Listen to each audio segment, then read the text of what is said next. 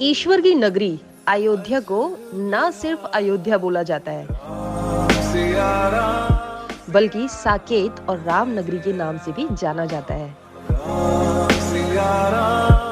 इतना ही नहीं, अयोध्या की तुलना स्वर्ग से की गई है।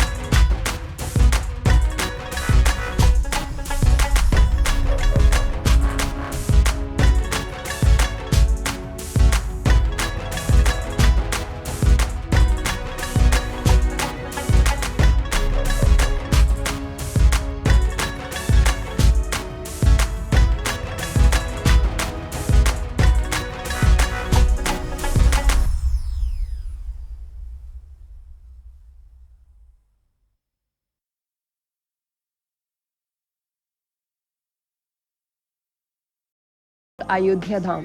सो फ्रेंड्स, पहले भी मैंने एक एयरपोर्ट कंस्ट्रक्शन वीडियो आप लोगों के लिए बनाया था और आप लोगों ने देखा भी था। अब आपके लिए एयरपोर्ट पूरा बनकर तैयार हो चुका है, जिसका एक लुक आप यहाँ पर देख सकते हैं। बहुत ही ब्यूटीफुल तरीके से बनाया गया है, बहुत सारी फैसिलिटीज के साथ। आपके लिए अयोध्या विजिट करना और भी इजी हो जाएगा। 821 एकड़ में बना 2200 मीटर लंबा और 45 मीटर चौड़े रनवे के साथ आप लोगों के लिए बनकर तैयार हो चुका है महर्षि वाल्मीकि इंटरनेशनल अयोध्या एयरपोर्ट धाम। मेरे तन मन धड़कन में सिया राम राम है, मन मंदिर के। अयोध्या धाम जंक्शन रेलवे स्टेशन। इतना ही नहीं, 6 वंदे भारत ट्रेन और 2 अमृत भारत ट्रेन को भी स्टार्ट किया गया है आप लोगों के लिए। इसके अलावा पब्लिक के लिए अयोध्या जंक्शन पर ही बहुत सारी फैसिलिटीज प्रोवाइड की गई हैं, जैसे कि आपको पूजा सामग्री की जो शॉप्स हैं आप वहीं पर आपको देखने के लिए मिलेंगी। इसके अलावा किड्स केयर फैसिलिटीज का भी बहुत ज़्यादा ध्यान रखा गया है जंक्शन पर ही, जहां से आपको बहुत सारी फैसिलिटेशन चीज़ें जो हैं वो पॉसिबल हो पाएंगी। इसके अलावा अयोध्या जंक्शन को ग्रीन रेलवे स्टेशन बिल्डिंग का भी दर्जा दिया गया है। अयोध्या कैंट रेलवे स्टेशन, जिसे पहले फैजाबाद रेलवे स्टेशन के नाम से भी जाना जाता था, सिर्फ 3 रेलवे लाइंस हुआ करती थी, अब उनको दुगना करके 6 लाइंस कर दिया गया है। सो फ्रेंड्स, अगर हम सबसे पहले बात ट्रेन की करें तो इसमें आपका 2 रेलवे जंक्शन आते हैं जो कि राम जन्मभूमि के बिल्कुल नियरेस्ट है, जिसमें आपका सबसे पहला अयोध्या जंक्शन है। अयोध्या जंक्शन से राम मंदिर का डिस्टेंस सिर्फ 800 मीटर्स का है, जिसे आप बाई वॉक भी कवर कर सकते हैं। ऑलमोस्ट आपको 15 मिनट्स लगेंगे और यहाँ से आप राम मंदिर और वहाँ की आइकॉनिक लोकेशंस को विजिट कर सकते हैं। और देखो ये है अयोध्या जंक्शन, ये वाला जो रेलवे स्टेशन है वो अयोध्या जंक्शन है। ये इसका यहाँ का नाइट का व्यू है, ये आप देख सकते हैं। और आपको ना मैं थोड़ा सा कुछ स्पेशल दिखाती हूँ। ये देखो, ये जो अभी रेनोवेट हो रहा है ना, जो नया बन रहा है ना, वो ये है। ये देखो, ये अयोध्या जंक्शन जो है ये पूरा नया रेनोवेट हो रहा है, ये आप देख सकते हैं यहाँ पर। और ये सामने अभी थोड़ा नाइट का टाइम है तो विजिबिलिटी थोड़ी कम होगी, बट आप ये देख सकते हैं यहाँ पर। और यहाँ से ना बिल्कुल आप लगा मतलब यहाँ से आने मतलब यहाँ पर आने के बाद ना बिल्कुल सामने ही है राम मंदिर, बिल्कुल वॉकिंग डिस्टेंस है। आपको कोई गाड़ी कुछ नहीं, नथिंग, आपको कुछ नहीं लेना। और यहाँ से अगर आप इधर जाएंगे तो ये अयोध्या जंक्शन से अगर आप इधर आएंगे तो यहाँ पर ये पूरी मार्केट है। सो फ्रेंड्स, अगर आप ट्रेन से आने का प्लान कर रहे हैं तो आप ट्राई कीजिए कि फर्स्ट, सेकंड और थर्ड एसी में आप अपना रिजर्वेशन करें, क्योंकि विंटर में बेस्ट ऑप्शन होता है कि आपके लिए अगर आप अपना लगेज और ज़्यादा सामान लाइक ब्लैंकेट, वुलन बेडशीट और फूड कैरी नहीं करना चाहते हैं तो आप फर्स्ट, सेकंड, थर्ड एसी में आप अपना टिकट बुक कर सकते हैं। और इतना ही नहीं, यहीं पर अयोध्या जंक्शन के पास ही मीन्स राम मंदिर के नियर बाय ही आप होटल स्टे, होम स्टे, धर्मशाला भी बुक कर सकते हैं, जो कि ऑनलाइन सर्विस भी आपको मिल जाएगी प्री बुकिंग के लिए। आप प्री बुकिंग भी कर सकते हैं फॉर 22 जनवरी। वहाँ पर आपको होम स्टे ऑलमोस्ट 1500 से 2000 फॉर 24 आवर्स के लिए और धर्मशाला 300 to 1200 रुपीज़ आप उसमें बुक कर सकते हैं। तो आपके लिए बेस्ट ऑप्शन है कि आप राम मंदिर के आसपास ही अपनी कोई भी लोकेशन पर आप अपना होम स्टे या आप वहाँ पर अपना होटल स्टे कर सकते हैं, जो आपके लिए सबसे बेस्ट होगा। सो फ्रेंड्स, ऐसा माना जा रहा है कि 22 जनवरी को एक ऐतिहासिक पर्व के रूप में मनाया जाएगा। 22 जनवरी 2024 को राम जी की प्राण प्रतिष्ठा होगी और रामनगरी के साथ साथ पूरे देश में दिवाली उत्सव भी मनाया जाएगा। तो आप तैयार है ना दिवाली मनाने के लिए? रामनगरी में इनॉग्रेशन से पहले कल्चरल प्रोग्राम और राम कथा को भी शुरू कर दिया गया है। अयोध्या राम मंदिर की अगर करंट स्टेटस की बात की जाए तो फेज 1 कंप्लीट हो चुका है और फेज 2 पर अभी वर्क चल रहा है। अयोध्या राम मंदिर की जो ओपनिंग डेट्स हैं 2024 की, वो अनाउंस की जाएंगी इनॉग्रेशन वाले दिन और वो अनाउंस करेंगे प्रधानमंत्री नरेंद्र मोदी जी। 22 जनवरी को कुछ ही लोगों को इनविटेशन दिया गया है राम जन्मभूमि के इनॉग्रेशन पर आने के लिए। पब्लिक विजिट भी 23 जनवरी से स्टार्ट हो जाएगा, पर मेरी रिकमेंडेशन है कि आपको जनवरी में नहीं जाना चाहिए विजिट करने के लिए। बहुत ज़्यादा रश होने की वजह से आप लोग दर्शन करने में भी आप लोगों को बहुत ज़्यादा टाइम लगेगा और प्रॉब्लम भी होगी। आप जनवरी के बाद यानी कि फरवरी में आप विजिट करना आपके लिए बेस्ट होगा। पूरे देश में 140 करोड़ लोगों से मोदी जी ने प्रे भी की है कि सभी जिस दिन 22 जनवरी को जब श्री राम जी विराजमान होंगे, सभी लोग अपने घर में श्री राम ज्योति जलाएं और 22 जनवरी की इवनिंग को सभी दूसरी दिवाली मनाएंगे। जैसे कि हम सब जानते हैं कि हिंदू रिलीजन में भगवान राम जी का जन्म अयोध्या में हुआ था और उनके जन्म स्थान पर एक भव्य मंदिर बनाया गया। वैसे तो राम मंदिर से बहुत सारा इतिहास जुड़ा हुआ है। अगर हम इस थोड़ा सा बैकग्राउंड में जाएं तो राम मंदिर को कौशल जनपद भी कहा जाता था और अयोध्या को अवध शहर के नाम से भी जाना जाता था। सो फ्रेंड्स, जैसे ही आप राम मंदिर के एंट्रेंस गेट से कॉरिडोर की साइड आएंगे तो आपको फोन, की, वॉचेस ये सब अलाउ नहीं होगा इनसाइड टेम्पल के बाहर ही आपको ये सब डिपॉजिट करना होगा। मंदिर के अंदर वीडियोग्राफी प्रोहिबिटेड है, तो इस बात का आप खास ध्यान रखिए। अयोध्या राम मंदिर का अभी जो प्रेजेंट स्टेटस है वो ये है कि 22 जनवरी 2024 से पहले अगर आप विजिट करते हैं तो आपको राम जी के दर्शन हो जाएंगे, बट राम मंदिर के अंदर आप नहीं जा पाएंगे। आपको 22 जनवरी के बाद ही कभी भी आप वहां पर विजिट कर सकते हैं। जब आप मंदिर में एंट्रेंस पर पहुंचेंगे तो आप ऑलमोस्ट 20 मिनट्स में दर्शन कर लेंगे। देखो ये ना, ये पूरा का पूरा कॉरिडोर है, ये बिल्कुल इस तरह से मतलब इतना स्पेस है और ये ना इस तरफ यहाँ पर सिटिंग अरेंजमेंट्स कुछ बनाए जा रहे हैं पब्लिक विजिटर्स के लिए। राम मंदिर क्लोज होता है तो इसमें जो राम भक्त लोग आए रहते हैं भोजन उनके लिए इसमें फ्री चलता है, निःशुल्क। ये जो सामने है? जी हाँ, इसमें राम मंदिर का भोजन चलता है जो 2 बजे से 3 बजे तक जो लास्ट टाइम है, जो राम भक्त लोग दर्शन नहीं कर पाते हैं इसमें भोजन चलता है। वो भोजन करने के बाद जब 2 बजे मंदिर ओपन होता है फिर उनका दर्शन होता है। यहाँ पर आने के लिए जो टाइमिंग है ना वो आपका मॉर्निंग का टाइमिंग इसका का है राम मंदिर का 7 बजे 7 बजे का। हाँ हाँ 11:30 दोपहर में क्लोज होता है। ठीक है। फिर 2 बजे ओपन होता है दोपहर में, फिर उसके बाद 7 बजे शाम को लास्ट टाइम में क्लोज हो जाता है। ये जो बन रहा है इसको कॉरिडोर मार्ग बोलते हैं, जो राम मंदिर के एंट्रेंस गेट से 1.5 किलोमीटर का डिस्टेंस है। एंट्री पॉइंट जहाँ चेकिंग होता है, जहाँ से जाएंगे सीधा। हाँ ओके। लास्ट में अंदर में 300 मीटर का सर्कल है, सर्कल के अंदर से दर्शन करके एग्जैक्ट उधर से बाहर निकलेंगे। और ये पार्किंग फैसिलिटी है यहाँ पर, या ये स्टाफ पार्किंग खड़ा है यहाँ पर? ये वाला जो, जी हाँ, ये जो बन रहा है अभी, ये कॉरिडोर एक मार्ग है जो बैठने का भी सुविधा दिया है। अच्छा, और ये यहाँ का मेन एंट्रेंस है, यहाँ से मतलब मेन एंट्री होगी। ये जो बैरिकेड्स लगाए हुए हैं बेसिकली, जी जी जी, वो है। और यहाँ से पॉइंट है जो एग्जैक्टली इधर से स्टार्ट होता है। कनक भवन एक वो मंदिर है जहाँ पर माता सीता और भगवान राम जी की गोल्ड की प्रतिमाओं को रखा गया है। इसीलिए इस कनक भवन को सोने का घर भी कहा जाता है। कनक भवन अयोध्या के फेमस मंदिर में से एक है। भगवान राम जी से विवाह के बाद महारानी केकई ने देवी सीता जी को गिफ्ट में दिया था रसोई। ऐसा माना जाता है कि माता सीता ने भी इस रसोई में पंच ऋषियों को भोजन कराया था। यहाँ पर एक मान्यता है कि राम जी के दर्शन करने से पहले हनुमान गढ़ी आकर हनुमान जी के दर्शन करना जरूरी है। अयोध्या का सबसे फेमस टेम्पल में से एक है, जहाँ पर आप बाई वॉक भी विजिट कर सकते हैं। ये मंदिर राजद्वार के सामने एक टीले पर बनाया गया है। ऐसा माना जाता है कि हनुमान जी यहाँ गुफा में रहते थे और राम जन्मभूमि और रामकोट की रक्षा किया करते थे। राम की पेड़ी ही सरयू नदी पर बनाया गया है। यहाँ पर इस पवित्र सरयू नदी पर लोग बहुत ज्यादा स्नान करने आते हैं। और इतना ही नहीं, 4,50,000 दिए जलाकर यहाँ पर रिकॉर्ड भी बनाया गया था।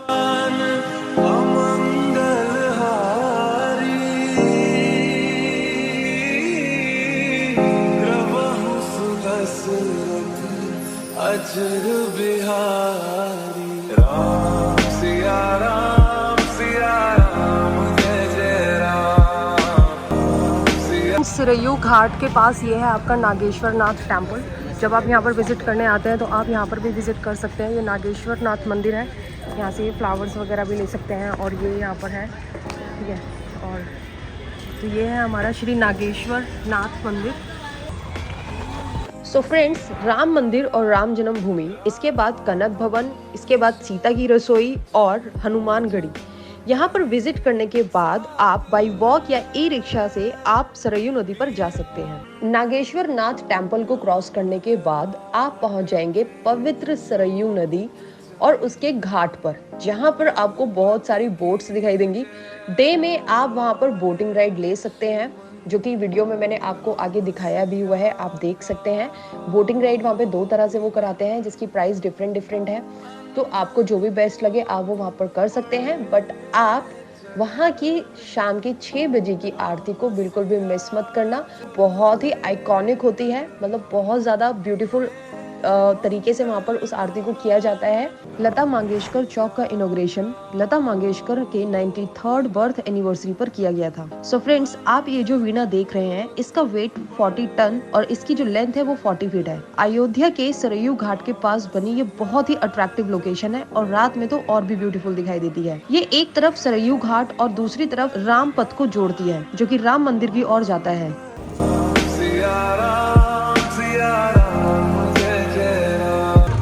तो गाइस, आप देख सकते हैं यहाँ पर ना अभी 6 बजे जो आरती स्टार्ट होने वाली है उसकी ना यहाँ पर अभी बिल्कुल प्रिपरेशन चल रही है। ये देखो कितना ब्यूटीफुल लग रहा है ना, मतलब अंदर से ही ऐसी वाइब आती है, मतलब मैं आपको बता नहीं सकती, literally awesome, no doubt.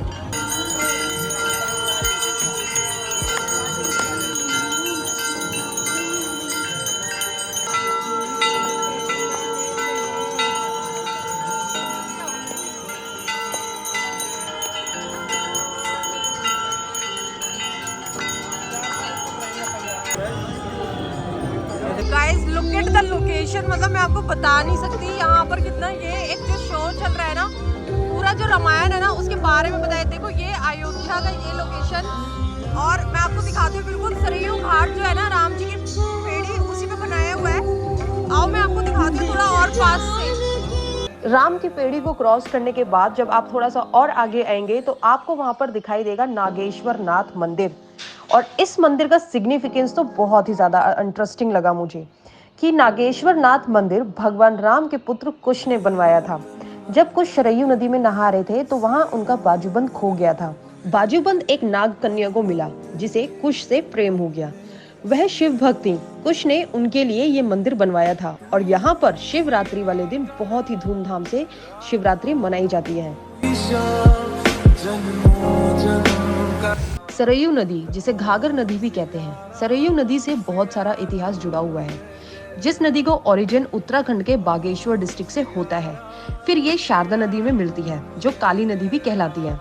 Sharda नदी फिर घाघर नदी में जाकर मिल जाती है जिसे हम सरयू नदी कहते हैं और इसी सरयू नदी पर बसा है ऐतिहासिक तीर्थ नगर।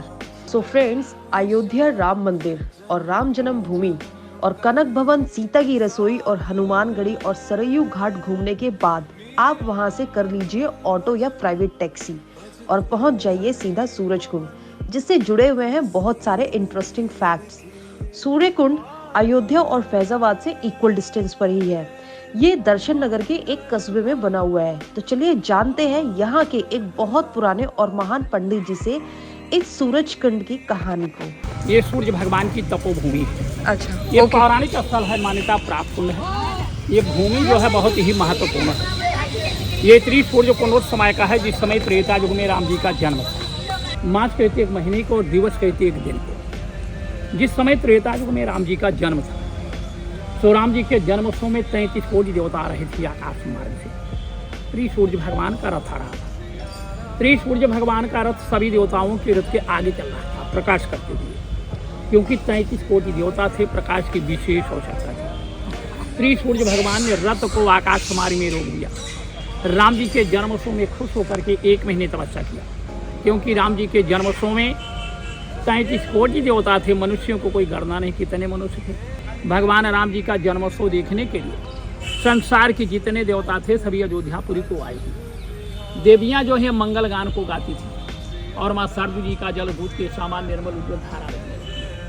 त्रिसूर्य भगवान ने 1 महीने का दिन कर दिया कि भगवान राम जी की 6 दिन की छठी हो जाए, 12 दिन की बरही हो जाए, 1 महीने के शुद्धिकरण हो जाए। हिंदू में जो नाम रखा जाता है, 1 मास के 1 दिन कर दिया, किसी को नहीं मालूम 1 मास के 1 दिन। कलयुग में अयोध्या के महाराजा दर्शन पैदा हुए श्री सूर्यवंशी अयोध्या नरेश, उन्होंने इस कुंड का निर्माण कराया। खुदाई करने पर 7 घोड़े के रथ पर सूर्य भगवान की मूर्ति प्राप्त हुई, जो मंदिर में स्थापित है, दर्शन होता है। इसी क्षेत्र को श्री सूर्य कुंड कहा जाता है। अच्छा, मतलब वो मंदिर में स्थापित जो है अष्ट धातु की मूर्ति है। हाँ, और शंकर जी की मूर्ति निकली। शंकर जी के नीचे खजाना निकला, ये वाली शंकर जी की। हाँ, हीरा जवाहरात सोना चांदी सो खजाना अयोध्या राजधानी को ढोला गया। उसी खजाने से महाराजा दर्शन ने श्री सूर्य कुंड का निर्माण किया। ओके। सूर्य भगवान की स्थापना करके अयोध्या महात्म को देखा गया तो मुख्य रूप से अयोध्या 14 कोस की मानी है। 42 किलोमीटर में मुख्य अयोध्या है। श्री अयोध्या में 360,5,989 मंदिर पाए।